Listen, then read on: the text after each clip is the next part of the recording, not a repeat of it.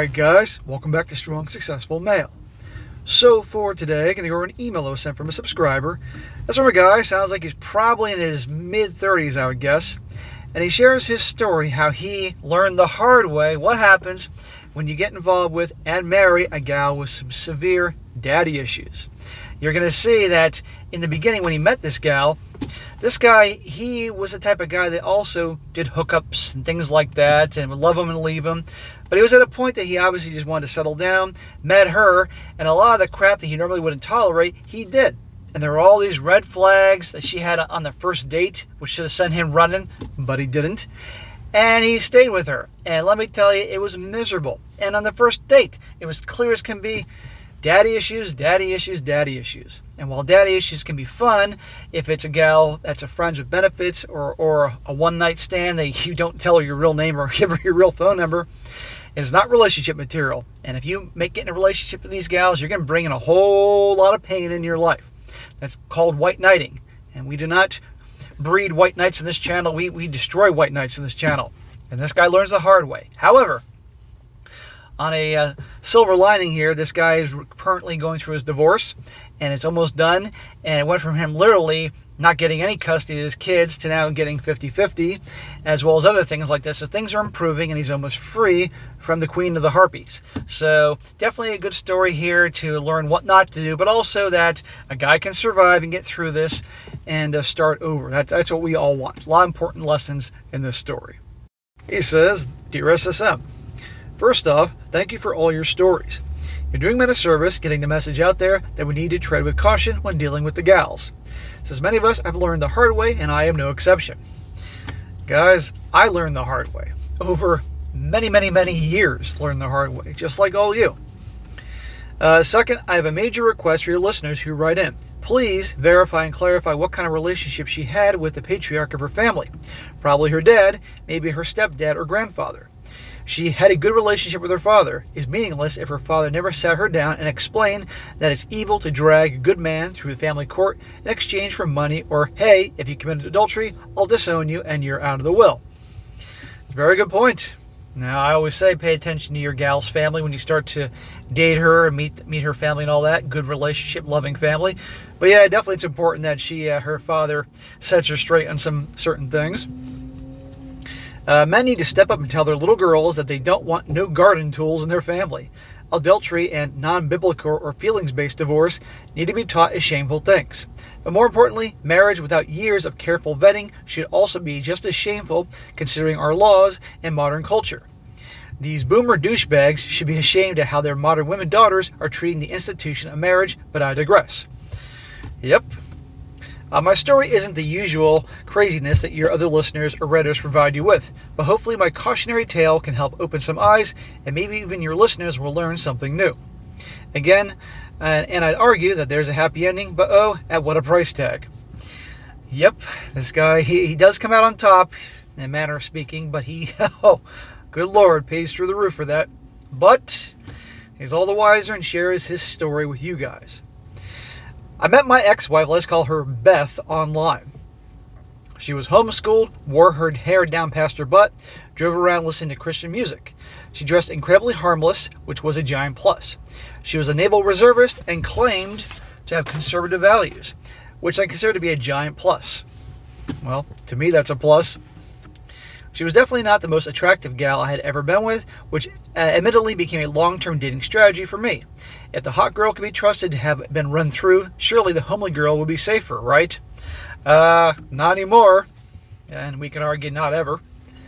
Regarding her Navy service, I'm going to flat out say dating a veteran woman deserves a slap. Ask any of your buddies who have served, and they will tell you that every one of these women have daddy issues, especially the enlisted. And the officers are girl bosses. Add to that, I'm a civilian, and I never realized just how emasculating this is. I have always, and I can say this 100% to the time I was an adult, zero attraction for military girls. Why? Aside from like their haircuts, the fact that, yeah, they're bossy and trying to be boss bays before that was a term, and they're masculine. Total turn off for me.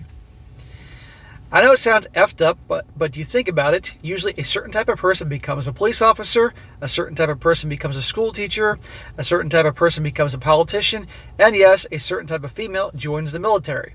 I'm sorry to say this, it ain't because she's a patriot. When she walked off to the bathroom on our first date, I noticed that her ass was flat as paper. I've always been an ass man. I told myself, she's cool, she's laughing at my jokes, she's harmless, and the flat ass is just another thing to scare off guys. She truly is what most guys would consider to be mid. Surely this good Christian dork girl is cheat-proof. Bro, cheat-proof, huh? Firstly, 1 hour into date number 1 with Beth, she told me I've kissed someone before. I've offed someone before. Okay, she's a veteran, so I asked, you mean you saw combat when you were over in the desert? And she said yes, but I can't talk about it. At this point, I was proud to be involved with a combat veteran and a patriot. Most women are very orange man bad. It's also important that I told her I have no interest in dating a woman who has had a procedure. And he says, yes, probably slap. There's no value in telling a woman this. You'll see why later. It's also important to mention that she was already a divorcee at this point, and I spent the next 8 years hearing about how her ex was an absolute monster. Isn't that always the story? Really, that these days, my ex was this, my ex was that, or exes were this, exes were that. I'd be like, what about you? I'm sure you contributed somehow. Nope. I'm sweet and innocent. It's also important that I mention that she got pregnant at age 16 and gave the baby up for adoption. All this comes up later. So you learn on the first date that she had the procedure, and also she got pregnant at 16 and gave that baby up for adoption, and she's already been married, and okay, she's a combat veteran, she claims, and she offed someone. These are all things that were revealed in the first date. Well, one could say, you know what, hey, at least she's laying the cards on the table. I would have been like, check please. Her flat ass was the small potatoes compared to the rest. And I'm an ass man too. Me and Mix-a-Lot and you and the other guys out there. But if everything else was great and she had a flat ass, I'd be fine with that. Here in South Florida, I have many, many great things down here. I got the beautiful weather, the beautiful beaches, and I got big Latina booty everywhere as far as the eye can see. I'm in heaven down here. It says here, but beyond all those red flags I was ignoring, between laughing at my jokes and our good-natured exchanges, Beth told me something absolutely crucial about her backstory that I glossed over at the time. She said, my dad was super strict growing up. We went to a very wacky church, and that was borderline cultish. They insisted that my parents had as many kids as possible, even though we didn't have any money, so we were always broke growing up. Right there, that line of what he repeated, what she said, one can really look at that and say, is that why a lot of these religions are pushing so many kids? And I'm going to offend a lot of guys out there, and I don't mean to, but when you have lots of mouths to feed, times are tough. And when times are tough, people, well, they tend to look up or go to the nearest, well, you get the point. And I don't mean to be disrespectful towards the religious folks out there, but you got to see a connection to all this. She said, my dad would punish all 5 of us physically if one of us didn't confess to whatever the crime was. Eventually, my good religious father ran off with another woman. So super mega strict upbringing. This creates pathological liars, and then add that he bailed. So, she has daddy issues. As I said in the beginning, daddy issues, run as fast as you can, guys. The gals with the daddy issues, they're no more than hookups, friends of benefits, and you've got to be extremely careful then, because they often are crazy, and you know the stories about the crazy gals. You don't get in relationships, try to fix the girls with the daddy issues. Let some sucker white knight fall into that trap. And this next part I cannot stress enough for your listeners. If you create a situation where the father was absent, then the woman never gets validation from her father. She never got proper fatherly advice. This woman will never grow her own happiness or seek validation from within, and will instead always be seeking validation from man after man after man after man. Yes, because the girl didn't get all the love and attention and the hugs and all that stuff from her dad. So now she has to get it from every guy that crosses her path to make up for that. And since so many gals nowadays, children are in single-parent households, you can see how this has just been a giant storm of this. Likely the real reason she got into the Navy. It's an endless supply of young, fit schlongs. Any young men out there listening, this is why avoiding daddy issues is crucial. Remember, guys, we listen to these guys' stories so we can learn from them so we don't have to suffer on our own. When I dropped her off at her house on the second date, her house reeked of cat piss. And after I kissed her, she answered the phone right in front of me and was clearly another man. I kept dating her. Smack. Just smacked you earlier, but dude, number one, nobody's house should reek of dog pee or cat pee or anything like that. It means they're not taking care of their animals, which pisses me off because I'm an animal lover, particularly a cat lover. My house doesn't smell like cat pee, and I got a big house, and I take care of it. And I have 2 litter boxes for 2 cats, big ones, clean twice a day. I'm psycho. I worked hard for my house, and it ain't gonna smell like cat pee. And people gotta take care of their animals. Should have ran with the cat pee smell, amongst other things, and then she answered the phone with a dude talking to her, and I don't think it was, her uncle.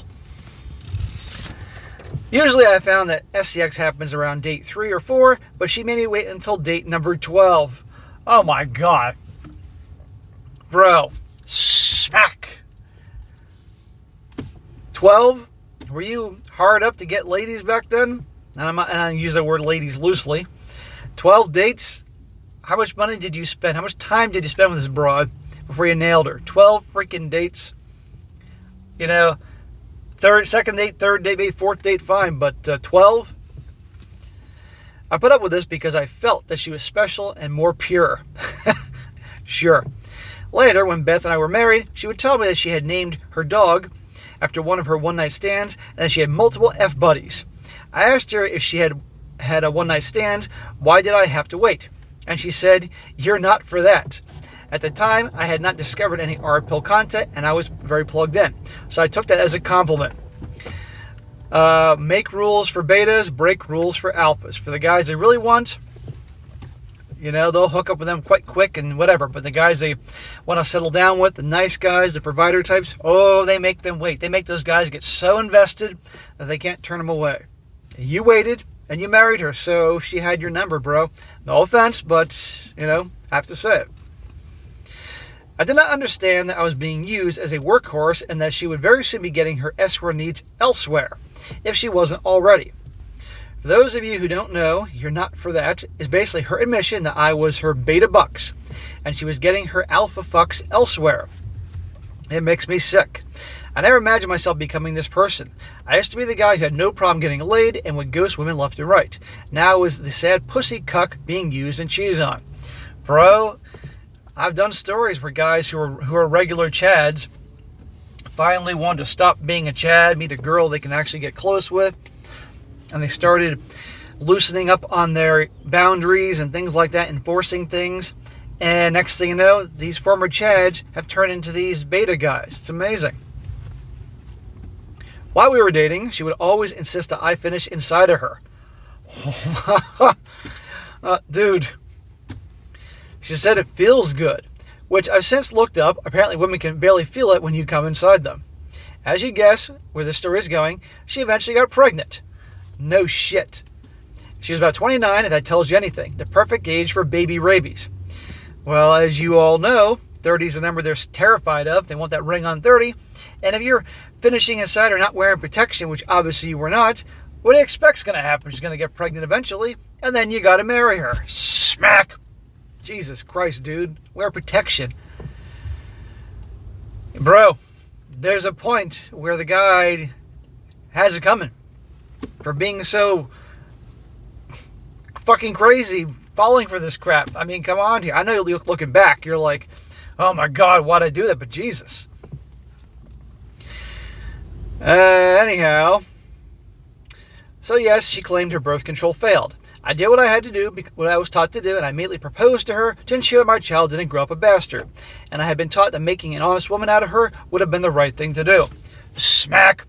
Well, how'd that work out for you? Just because you got her pregnant doesn't mean you got to marry her, but obviously people of a much later generation, probably 60s on up, know of that time period, and that's what they would have done, or you would have been shamed and an outcast. You know how many guys have married a gal that got pregnant? They were fucking miserable.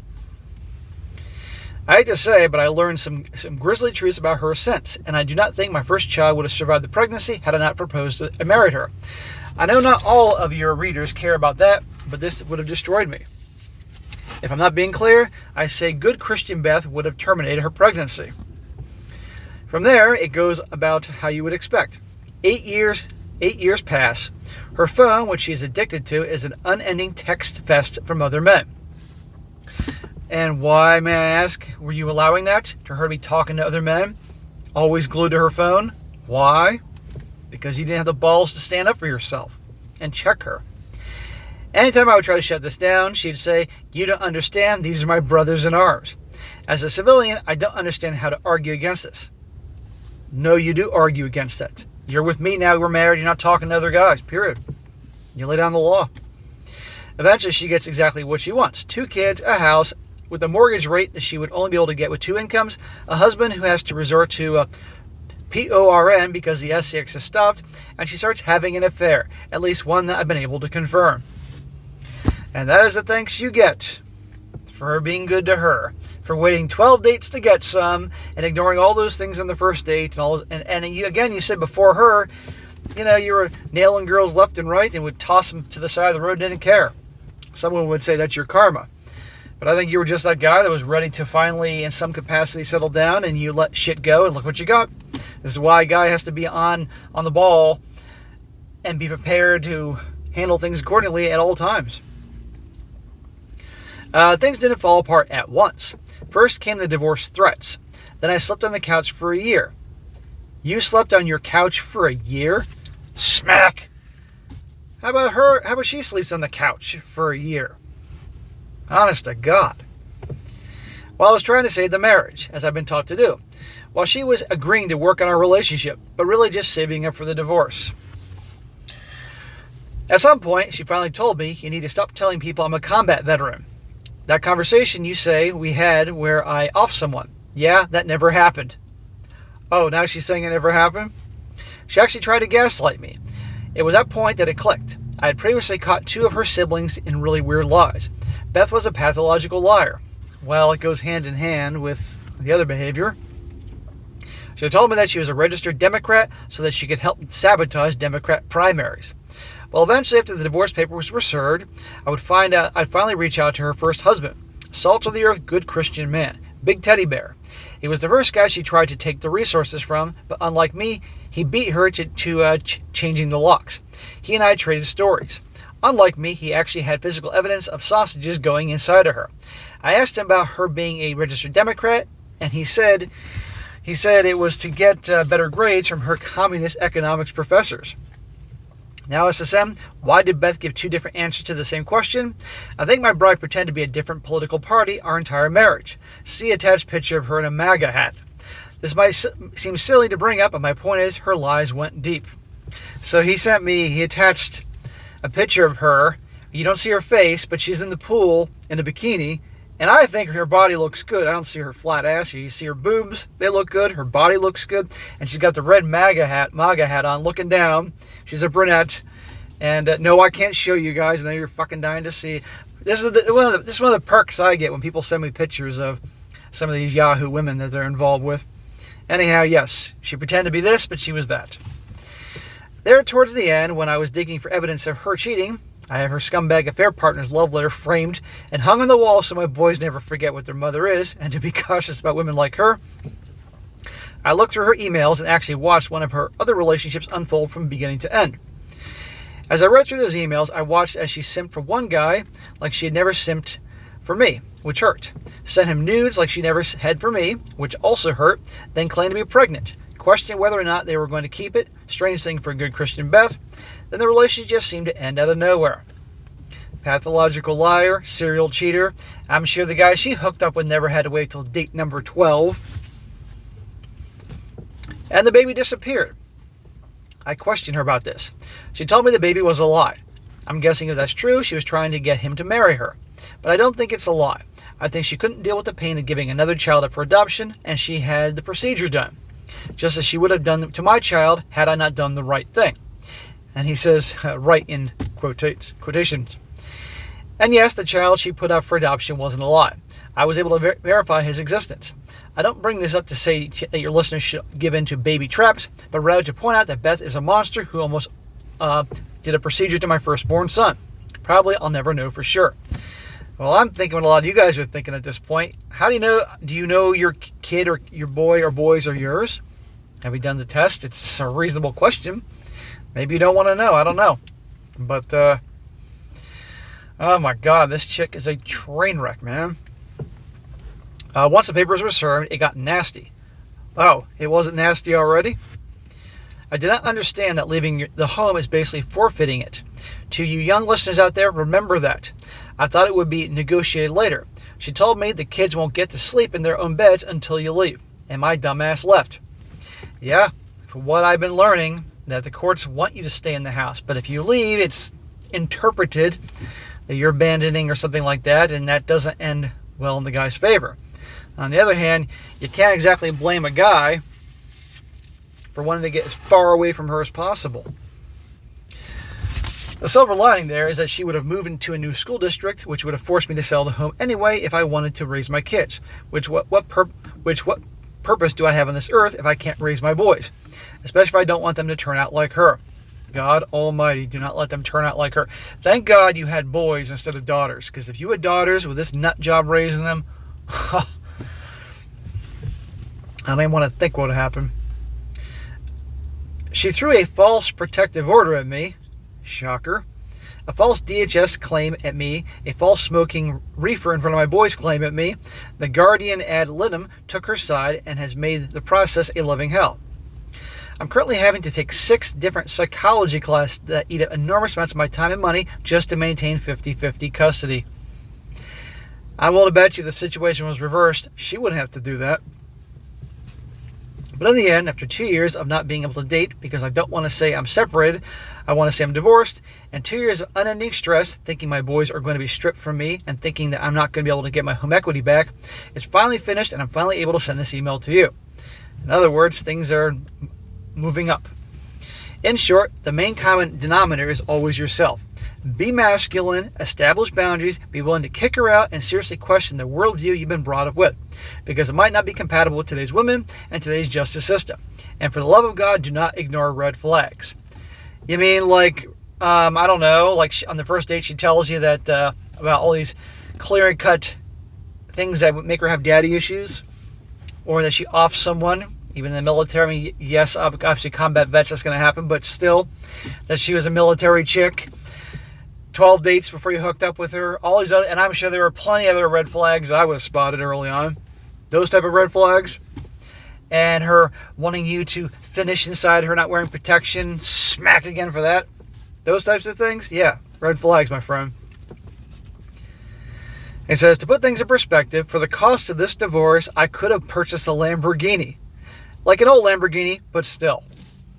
Well, I don't know what old Lamborghinis go for nowadays, but I'm sure we're probably talking 100 plus. The second common denominator is her daddy issues. They were staring me in the face the whole time, and I just didn't understand. I can't go back in time and change anything without erasing my kids from existence, so I'm not really allowed to have any regrets, but it's fairly clear that there shouldn't have been a second date after she started talking about her father. To any men out there listening who didn't know that or who are questioning the gravity of a woman's relationship with her father, I'd argue that daddy issues should be treated as serious as if she has AIDS. And it's always in your best interest to walk away. Exactly.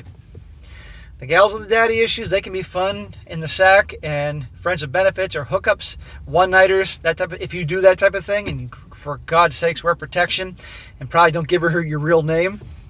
But relationship material, no freaking way. Let some other sucker white knight go for the girl daddy issues. I'm trying to make sure there's no sucker white knights anymore. But let's be honest here. I can only impact an extremely small percentage of the population. And so I can help you guys out. But there's always going to be some sucker come along who's going to buy into the bullshit. And I don't want that to be you guys. No white knighting. It's possible that person can become self-aware and get help for their childhood trauma, aka daddy issues, and work through it. But it's also possible to get struck by a meteor. Just walk away, there are other fish in the sea. Amen. So this ends on the note where before her really taken to the cleaners, he is going to get equity, because he sent me an email on the side here, and he is getting 50% equity in the house, as opposed to like worse than that. He is getting 50-50 custody of his boys, and he's going to be divorcing soon, and he's going to be all right. And he's definitely learned a hell of a lot. And guys, this channel is full of videos of guys that completely effed up when they were younger, or effing up right at the moment. And this is how we all learn. And it's my hope, by sharing these stories, aside from giving you guys quality entertainment, when you're listening to me driving to the work or to the gym or wherever you listen to me, you'll learn something from other people's failures and mistakes that I don't want to happen to you. And that's why these guys write in. They write in because it's like therapy to them, get off their chest, and they want guys to know. It's like, if any silver lining can come from all this shit happening to me, I can share this story so it doesn't happen to other guys. That's my goal. End of story. So, bro, good for you. And you mentioned something about dating. Well, you shouldn't be dating right now. And even when the divorce is final, you still shouldn't be fucking dating. Work on yourself for a while. Make sure it is clear as day that you learned your lesson about the mistakes you made, that the next time around when you throw your hat in the ring, you don't make the same mistakes. You don't see some piece of ace and start ignoring things because you think she's going to be great in the sack or something like that, you know? And I truly trust that you will, but your top priority now is you and taking care of your boys and raising them to be good, strong, masculine men. Not a-holes, but good men. And for all that is sacred and holy, protecting them from the influence of that wretched harpy, your ex-wife. You know, and I think it's hilarious. He said that you printed out one of her cheating emails and framed it and put on the wall so your boys can see, you know, what their mother's really like and teach them true female nature, or at least what can happen with many of the gals out there. I'm not saying all, but unfortunately a whole lot. So, bro, good luck to you. Let me know how you're doing down the road. Alright guys, that's it for today. Be sure to comment down below. Let me know what you think about this. Let this guy know what you think. Give him a shout in the comment section for surviving this and a second chance. And you can give him some well-deserved smacks as well, because he needs it and he knows it. Although this was his past self, he's learning. And also guys, you got a good story you'd like to share with me, or a question you have, email me strongsuccessfulmale@gmail.com. And when I get a chance to it, I definitely will. And be sure to like the video, share it with your friends, and subscribe. And I'll catch you next time.